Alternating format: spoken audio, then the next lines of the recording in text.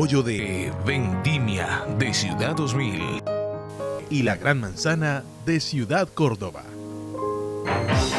Buenas tardes. Muchas ciudades en el mundo tienen como atractivo principal el turismo religioso, marcado por las creencias de feligreses y peregrinos que llegan hasta los santuarios para ratificar su fe y agradecer a Dios por los milagros en sus vidas. Este es el tema de Series Noti5 con Susana del Portillo desde Buga.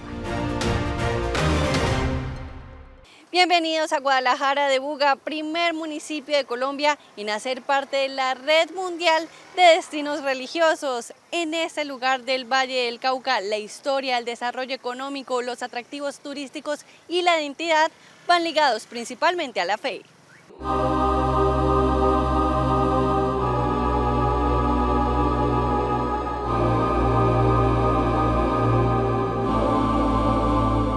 El total de turistas que se mueven por el mundo, el 20% lo hace hacia destinos de fe. De manera que hay más de 300 millones de personas que dan vuelta por el mundo anualmente, yendo especialmente buscando destinos de fe. ¿Qué características tienen los destinos de fe? Son esos espacios de espiritualidad donde se vive auténticamente la posibilidad de la sanación, de la salvación, del reencuentro con el Señor del Milagro, que es único porque restaura nuestro corazón, salva nuestra alma y nos conecta nuevamente con la interioridad.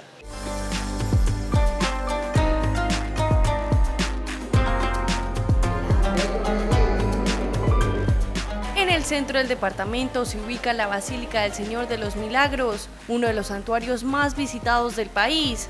Allí se venera la imagen del Milagroso de Buga, cuya historia se remonta a 1580, cuando, según la tradición, una mujer indígena encontró una figura de Jesucristo en el río Guadalajara, origen de una devoción que se ha mantenido durante siglos.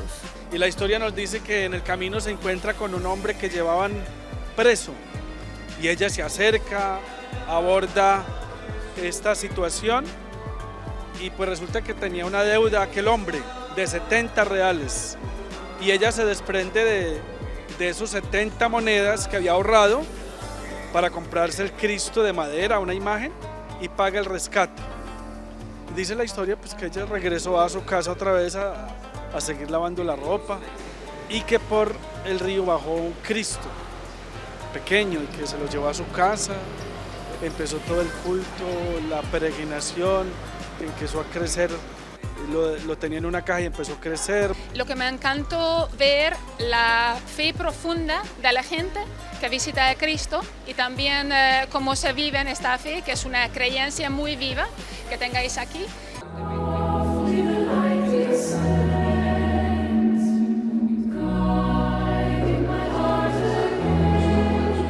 Muchos milagros, sí, uno recibe milagrosos, porque uno le pida.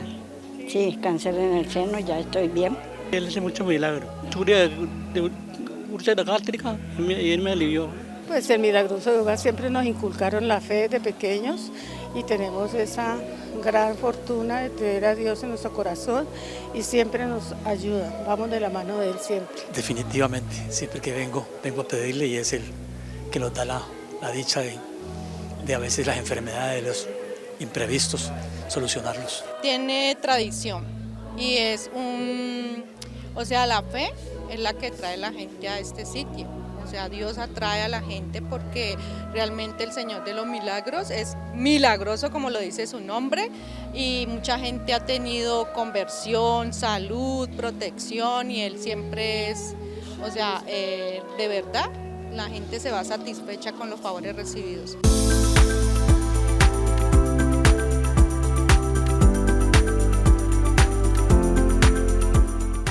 Ciudades como Tel Aviv en Israel, Quebec en Canadá, Laos, La Paz, la isla de Creta en Grecia y Aranjuez en España comparten algo en común con Guadalajara de Buga en el Valle del Cauca: el turismo religioso como motor cultural, espiritual y económico.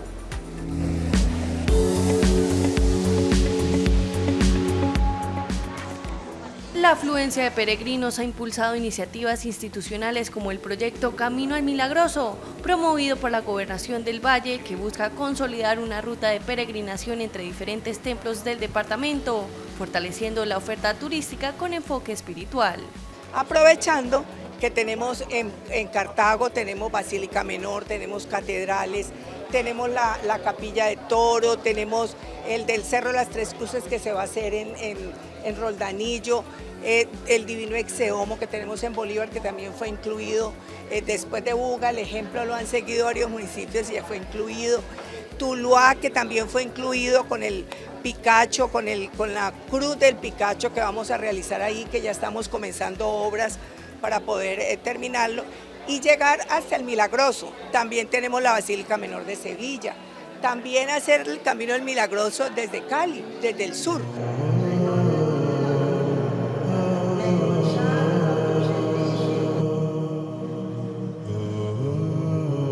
A diario miles de fieles llegan a la basílica no solo a agradecer, sino también a pedir por favores y milagros.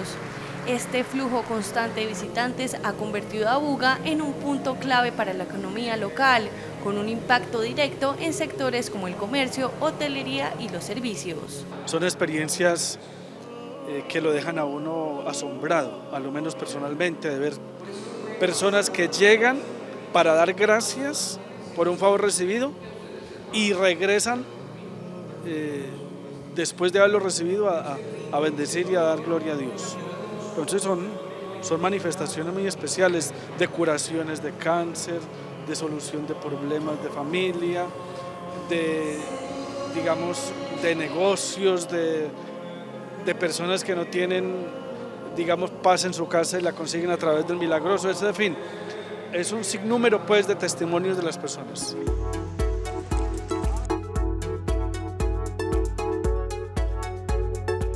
Durante la Semana Santa, la dinámica del municipio se intensifica. Las celebraciones litúrgicas profundamente arraigadas en la tradición local reflejan la identidad religiosa de la ciudad señora, marcada por la devoción al Señor de los Milagros. El año pasado para las rogativas en septiembre recibimos alrededor de 221.000 visitantes y esto dinamiza la economía de una manera muy importante. Más de 183.000 millones de pesos ingresaron a nuestro municipio, a los hoteles, al sector gastronómico y se quedan aquí en Guadalajara de Buga, y esto por supuesto nos permite seguir impulsando la economía de la ciudad a través del turismo religioso y de patrimonio. Aquí la Semana Santa se vive de otra forma. La idiosincrasia y las celebraciones se basan de la historia religiosa de Buga, además de su componente característico de la imagen de Jesús. Aquí se vive la Semana Santa, de pronto es una semana de recogimiento total para nosotros, pero con ciertas cuestiones que en este momento mucha gente ya no maneja.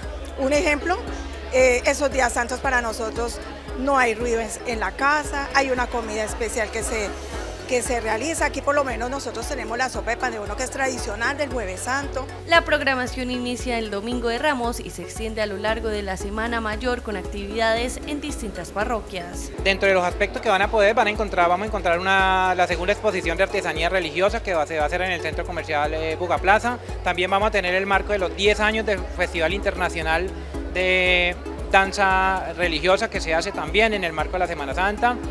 Y pues todo el componente de la oferta que tienen cada uno de los atractivos, el turismo naturaleza que estamos desarrollando y que es un complemento para las personas que nos visitan durante Semana Santa. Además, el calendario en el suroccidente colombiano incluye recorridos por iglesias y prácticas religiosas tanto en el Valle del Cauca como en Nariño, consolidando a la región como un corredor turístico religioso en el país.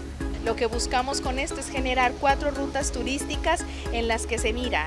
Nariño tiene norte, Sabana y frontera, Nariño, Circunvalar, Algaleras y por supuesto toda nuestra ruta Pacífico, porque reconocemos que el único milagro eucarístico que se tiene en el país lo tiene Nariño. El turismo religioso, las basílicas desde Cartago, desde Sevilla, el Divino Exeomo en Bolívar, las Tres Cruces en Roldanillo, lo que es Tuluá con el cerro que genera peregrinaje como es el Cerro de Picacho, y también por supuesto Buga y Cali con lo que es la iglesia de la Ermita y con lo que es el cerro pues, de la Cruz en la ciudad de Cali.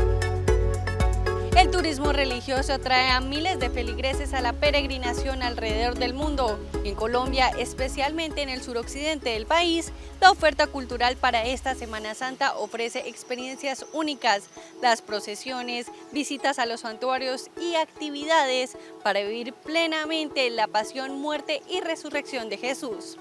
Este fue un informe de Susana del Portillo para Noti5, el noticiero de más trayectoria en el país.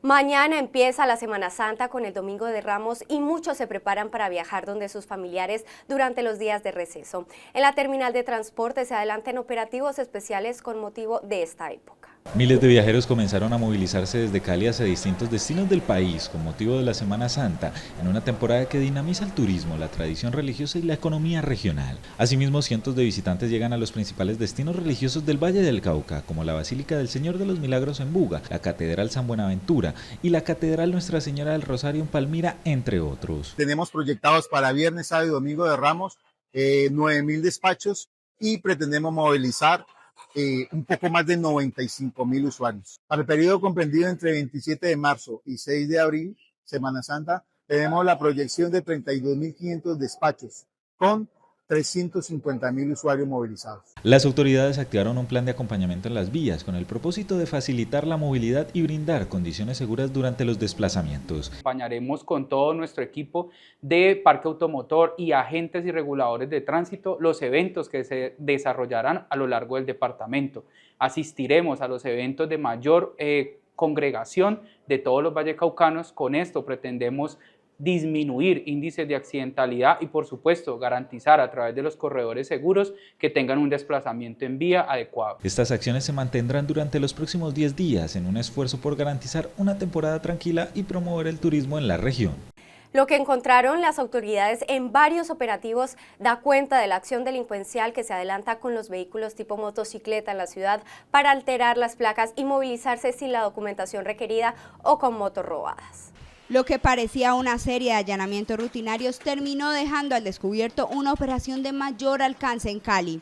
En distintos puntos de la ciudad, las autoridades hallaron más de 2.000 motocicletas con sistemas de identificación alterados, en medio de una ofensiva contra el hurto de automotores. Los procedimientos se realizaron en varias comunas, donde, según la investigación, operaban espacios utilizados para ocultar, desarmar y modificar vehículos robados. En estos lugares, las motocicletas eran desmanteladas en corto tiempo o intervenidas para cambiar placas y números de motor con el fin de vender sus partes o reingresarlas al mercado ilegal. De esta acción operacional, logramos capturar 3 personas, los cuales tendrán que responder por los delitos de falsedad marcaria y receptación. Pero además, logramos la incautación de 12 vehículos, 35 motocicletas y el ocultamiento y desguace de más de 2.778 motocicletas, las cuales están en el proceso de identificación para ser entregadas a sus dueños. Durante las intervenciones también fueron encontrados varios tipos de estupefacientes, lo que refuerza la posible relación entre estas estructuras y otras economías ilegales. Las autoridades advierten que el volumen de vehículos intervenidos evidencia un negocio sostenido, con presencia en distintos sectores de la ciudad y con dinámicas que continúan representando un reto para su identificación y desarticulación. La ANDI se pronunció sobre el impuesto al patrimonio que no fue aprobado en la reforma y que ahora vía decreto cobra el gobierno nacional. Se pidió a la Corte Constitucional suspenderlo. A partir del 1 de abril entrará en vigor un nuevo impuesto al patrimonio dirigido a empresas, medida adoptada por el gobierno nacional en medio de una nueva declaratoria de emergencia económica y que ha generado inquietud en el sector productivo. Es decir, si una compañía ahorró en Colombia y decidió invertir en Colombia y mantener esa inversión, tiene que pagar un impuesto. Es un impuesto a la inversión, sin duda alguna, es un impuesto a la creación de empleo, es un impuesto al crecimiento del aparato productivo colombiano. Es un impuesto que no lo hay en prácticamente ningún país del mundo por esas razones. Gremios empresariales advierten que este cobro podría afectar el empleo, frenar inversiones y obligar a las compañías a ajustar sus gastos en un contexto económico complejo. Colombia además va a terminar perdiendo como una competitividad tributaria que ya está comprometida desde muchos puntos de vista. Va a afectar la liquidez de las empresas. Puede ser que algunas empresas tengan que vender activos o que tengan que endeudarse para poder sacar adelante y poder pagar este impuesto. va a desincentivar sin duda alguna la inversión y el crecimiento empresarial. Ante la decisión, la Federación Nacional de Comerciantes presentó una demanda de nulidad al considerar que el gobierno habría excedido sus facultades sin el aval del Congreso. Es decir, que el ministerio se está extralimitando, queriendo sacar por decreto algo que no fue aprobado por el Congreso de la República y está desconociendo la potestad del Congreso. El debate continúa mientras distintos sectores piden revisar la medida por su posible impacto en la economía y la confianza para invertir en el país. Una polémica se generó en el Congreso de la República luego que la parlamentaria del Partido Comunes, Sandra Ramírez, fuera nombrada como vicepresidenta de la Comisión de Derechos Humanos, cuando la misma Contraloría ha asegurado que las FARC no le cumplieron a las víctimas y cometieron todo tipo de delitos. La elección de Sandra Ramírez como vicepresidenta de la Comisión de Derechos Humanos y Audiencias del Senado ha desatado fuertes cuestionamientos en distintos sectores políticos y de víctimas del conflicto armado debido a su pasado como integrante de las extintas FARC y a los interrogantes que han rodeado su trayectoria. La designación se realizó en las últimas horas con 5 votos a favor en una comisión de 9 integrantes durante una sesión en las que 4 congresistas no estuvieron presentes. Ramírez ocupó una curul desde 2018 por el Partido Comunes como parte de la participación política derivada del acuerdo de paz. Sin embargo, su nombramiento ha reabierto el debate sobre el papel de excombatientes en escenarios institucionales, especialmente en temas relacionados con derechos humanos. Frente a esta decisión, congresistas y organizaciones de víctimas han manifestado su rechazo, señalando que existen denuncias y testimonios sobre presuntos hechos ocurridos durante el conflicto, como reclutamiento forzado y abuso sexual, algunos revisados por la Jurisdicción Especial para la Paz. Mientras continúa la controversia, la nueva mesa directiva de la comisión asume funciones en medio de un ambiente de división y debate sobre el papel de las víctimas en estos escenarios institucionales. Al Congreso de la República deberá asistir el ministro de Defensa, Pedro Sánchez, y responder por el mantenimiento de los aviones Hércules y toda la flota de la Fuerza Aeroespacial.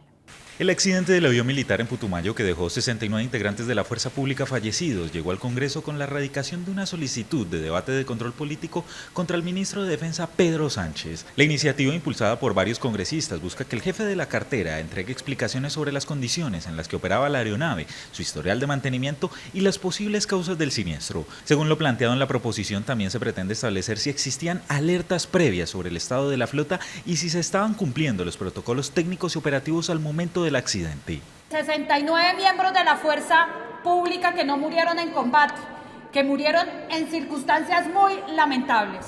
Duele profundamente que quienes arriesgan la vida en Colombia no tengan las condiciones ni las garantías, que terminen perdiendo la vida por una posible negligencia del gobierno nacional o por abandono del Estado. Este debate se da en medio de cuestionamientos a nivel nacional, tras un hecho considerado como uno de los más graves en la historia reciente de la aviación militar del país, que dejó decenas de víctimas y múltiples interrogantes aún sin resolver. Entonces aquí la pregunta que debe contestar el ministro de Defensa es que si ese avión era una chatarra, ¿por qué montaron nuestros soldados y nuestros policías y nuestros miembros de la fuerza pública en un avión chatarra, sabiendo el peligro que corrían? Por ahora se espera que en los próximos días el Congreso defina la fecha en la que el ministro deberá comparecer para responder ante los legisladores y el país sobre lo ocurrido. En la Registraduría Nacional del Estado Civil se sortearon las posiciones de los candidatos en el tarjetón que recibirán los colombianos el próximo 31 de mayo para elegir presidente de la República. La Registraduría Nacional del Estado Civil realizó el sorteo que definió la ubicación de las 15 casillas, incluido el voto en blanco, en la tarjeta electoral para la primera vuelta presidencial en Colombia. En el orden establecido encabeza Iván Cepeda y Aida Quilcué, seguido por Clara López y María Consuelo del Río. En el tercer lugar está Claudia López con su fórmula vicepresidencial Leonardo Huerta. En la cuarta casilla, Raúl Botero y Carlos Cuevas. En quinto lugar, Abelardo de la Espriella y su fórmula José Manuel Restrepo. En sexto lugar, Mauricio Liscano con su coequipero Pedro de la Torre. En séptimo lugar, Miguel Uribe Londoño y Luisa Villegas. En octavo lugar, Sondra McCollins y Leonardo Caram. En noveno lugar, Roy Barreras y Marta Lucía Zamora. En décimo lugar, Carlos Caicedo y Nelson Alarcón. En el puesto 11, el Partido Ecologista Colombiano con Gustavo Matamoros y Mila María Paz. En la casilla 12, el Partido Centro Democrático con Paloma Valencia y Juan Daniel Oviedo. En la última fila del tarjetón están Sergio Fajardo con su fórmula vicepresidencial Edna Bonilla, seguidos de Luis Gilberto Murillo y Luz María Zapata, y en último lugar, el voto en blanco. Lo ha dicho la misión de observación electoral, el preconteo en Colombia tuvo un acierto del 99.8%. En la historia de Colombia nunca un preconteo había alcanzado una cifra casi exacta respecto de los datos de escrutinio. Además, todo el proceso de escrutinio viene avanzando con mucha agilidad. El próximo 31 de marzo es una fecha muy importante. Es el último día que tiene la ciudadanía para actualizar su domicilio electoral, para actualizar su puesto de votación. Me refiero a aquellas personas que están viviendo en un domicilio diferente donde lo hicieron la última vez o donde votaron en la última oportunidad y quieran ejercer sus derechos en las elecciones para Presidencia de la República hasta el 31 de marzo. La entidad también recordó fechas clave del calendario electoral. El 2 de mayo se cerrará el censo electoral y entre el 4 y 6 de mayo se realizará el sorteo de jurados de votación, pasos fundamentales para garantizar la organización de los comicios. Esta semana estuvo marcada por el duelo a raíz de la tragedia donde murieron 69 militares en el accidente aéreo del Putumayo. Tras finalizar las labores de búsqueda y rescate del accidente aéreo militar ocurrido en inmediaciones del aeropuerto de Puerto Leguízamo, las fuerzas militares confirmaron que en la aeronave, un Hércules C-130 de matrícula FAC 1016 que cubría la ruta hacia Puerto Asís, viajaban 126 personas. El balance oficial deja 69 fallecidos y 57 heridos. Entre las víctimas mortales se encuentran 61 integrantes del Ejército Nacional, 6 de la Fuerza Aeroespacial Colombiana y 2 policías.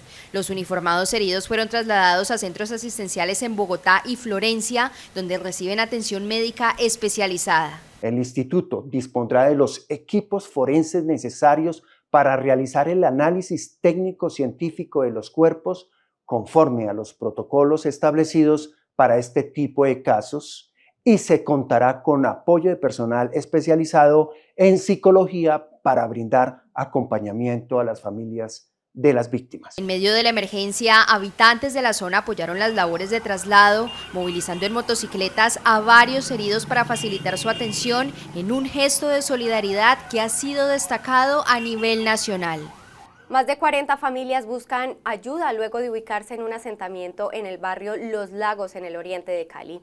Las viviendas quedaron destruidas por un incendio estructural. Desde la administración se pide a las autoridades sancionar a quienes promueven las invasiones. Quedamos sin nada. Lo trabajado y lo luchado aquí quedó hoy. Aquí se perdió hoy todo. No, considero que cobre, que me va a pagar. Las imágenes hablan por sí solas. A plena luz del día, la magnitud de la emergencia dejó al descubierto la pérdida total de viviendas y pertenencias tras el incendio que afectó el asentamiento Nueva Esperanza en el sector de Los Lagos, oriente de Cali.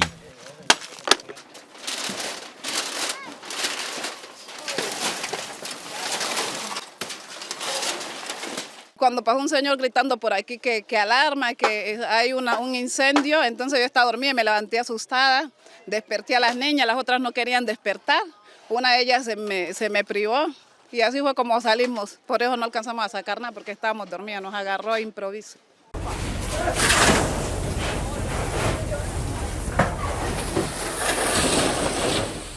La conflagración que inició a las 2:30 de la madrugada arrasó con más de 60 viviendas construidas con materiales altamente inflamables, lo que facilitó la rápida propagación del fuego mientras muchas familias dormían. Porque lo perdieron todo, relativamente lo perdieron todo, no hubieron pérdidas humanas, pero sí todo lo material. Entonces estamos pidiendo cobijas, colchones, sábanas, palos, techo, lo que más nos puedan colaborar para toda esta comunidad que hoy no necesita tanto. Detrás de las cifras hay historias de pérdida total. Más de 200 personas quedaron sin hogar, familias enteras que hoy intentan rescatar entre las cenizas lo poco que quedó de sus vidas. Todo se quemó. La única que les pedimos que por favor nos colaboren para volver a hacer nuestras casas, que nos colaboren con tabla, con techo, con zinc, porque hoy vemos muchos damnificados aquí, que nos colaboren para poder volver a parar nuestras casas de la mejor manera y tener una vida mejor. 7 personas fueron atendidas por organismos de emergencia, entre ellas 3 integrantes de una misma familia, incluida una menor de edad con quemaduras de segundo grado. Todo parece indicar, según las investigaciones que hizo CTI y bomberos, fue por un tema de una vela que se dejó en una de las residencias, pero que gracias a Dios y a la oportuna reacción de la comunidad lograron evacuar y no tuvimos hechos de vida lamentables en esta situación. Las primeras hipótesis apuntan a una vela encendida o a conexiones eléctricas irregulares como posibles causas del incendio, una situación recurrente en este tipo de asentamientos. La emergencia deja a decenas de familias enfrentando la incertidumbre, a la espera de ayudas para reconstruir sus vidas tras una madrugada que cambió su realidad. Durante la segunda audiencia en el Tribunal Federal de Distrito Sur de Nueva York, el juez rechazó la solicitud de la defensa de Nicolás Maduro de desestimar el caso, pese a los argumentos relacionados con las restricciones para financiar su representación legal. La justicia de Estados Unidos avanza en el proceso contra Nicolás Maduro y su esposa Cilia Flores, luego de que un juez federal en Nueva York negara la solicitud de la defensa de desestimar el caso, marcando un nuevo punto clave en este juicio internacional. La segunda audiencia se desarrolló en el Tribunal Federal del Distrito Sur de Nueva York y se extendió por poco más de una hora. Durante la sesión, el juez Alvin Hellerstein dejó claro que el proceso seguirá su curso, pese a los argumentos de la defensa que buscaban frenar el caso. Uno de los temas centrales fue la discusión sobre la financiación de la defensa legal. Los abogados de Nicolás Maduro y su esposa plantearon que, debido a las sanciones impuestas por la Oficina de Control de Activos Extranjeros, no pueden cubrir los honorarios, lo que según su argumento afecta el derecho de los acusados a elegir su representación. Ante esto, el juez mostró apertura a que se permita el uso de fondos del Estado venezolano para garantizar la defensa, al considerar que este derecho es fundamental dentro del proceso judicial. Sin embargo, la Fiscalía se opuso, señalando que el tribunal no puede obligar a las autoridades del Tesoro a autorizar el uso de estos recursos. Durante la audiencia también se dejó en evidencia que no existe por ahora una fecha definida para una próxima diligencia ni para el inicio formal del juicio. Maduro y Flores permanecen detenidos en Nueva York desde el 3 de enero, acusados de delitos relacionados con el narcotráfico y otros cargos asociados. En las últimas horas, el presidente Donald Trump manifestó que espera que Nicolás Maduro enfrente nuevos procesos judiciales más adelante, ya que hasta ahora únicamente se le han imputado una parte de los cargos vinculados con los hechos ocurridos en Venezuela. He emptied his prisons in Venezuela, emptied his prisons into our country. Vació sus cárceles en Venezuela, vació sus cárceles en nuestro país y espero que en algún momento se presenten esos cargos porque ese era un cargo importante que aún no se ha presentado. Debería presentarse. Vació sus cárceles en nuestro país y fue un gran proveedor de drogas que entraban en nuestro país. Y ahora ha sido capturado y bueno, supongo que se le dará un juicio justo. Pero me imagino que vendrán otros juicios. Realmente lo han demandado solo por una fracción de las cosas que ha hecho. Se van a presentar otros casos, como probablemente saben. El proceso continúa mientras el tribunal define aspectos claves sobre la defensa y las condiciones en las que avanzará uno de los casos más relevantes en la justicia federal estadounidense en materia internacional. La Fiscalía General de la Nación una vez confirmó la participación de la segunda Marquetalia como responsable del magnicidio de Miguel Uribe Turbay, ordenó la captura de sus cabecillas. La Fiscalía General de la Nación anunció 7 órdenes de captura contra presuntos responsables de la planeación del magnicidio del senador y precandidato presidencial Miguel Uribe Turbay. El magnicidio del senador Turbay, perpetrado en junio de 2025, no fue un acto aislado, sino el resultado de una operación criminal estructurada que involucró tanto a una red delictiva urbana, controlada y que operó como un outsourcing y un grupo armado organizado residual, un GAOR, que es la segunda Marquetalia. Las autoridades identificaron a Kendry Telles Álvarez como presunto articulador entre ambas estructuras, mientras que alias Zarco Aldeniever habría sido el enlace directo con los cabecillas para transmitir la orden del homicidio. El centro de esta articulación entre las dos estructuras, entre la que ordena el crimen, que es la segunda Marquetalia, y la que lo ejecuta, que es esta red delictiva urbana, fue el señor Kendry Telles. Esa es la información que ha podido conseguir la Fiscalía con el apoyo permanente de la Policía Judicial. La Policía Nacional confirmó la captura de 8 personas vinculadas al caso, mientras avanzan las acciones para ubicar a los autores intelectuales, varios de ellos cabecillas del grupo armado. Las autoridades también informaron sobre la activación de recompensas para facilitar su ubicación. De acuerdo con la Fiscalía, el homicidio habría tenido un propósito político, orientado a afectar la institucionalidad y los procesos democráticos. Las autoridades reiteraron que continuarán las investigaciones para llevar ante la justicia a todos los responsables. Así llegamos al final en Noti5. Los esperamos el próximo lunes a las 8 de la noche. No olviden suscribirse a nuestro canal de YouTube y visitar nuestra página web noti5.tv. Porque recuerde, estar bien informado le permite tomar buenas decisiones. Feliz fin de semana. Con el apoyo de Vendimia de Ciudad 2000 y La Gran Manzana de Ciudad Córdoba.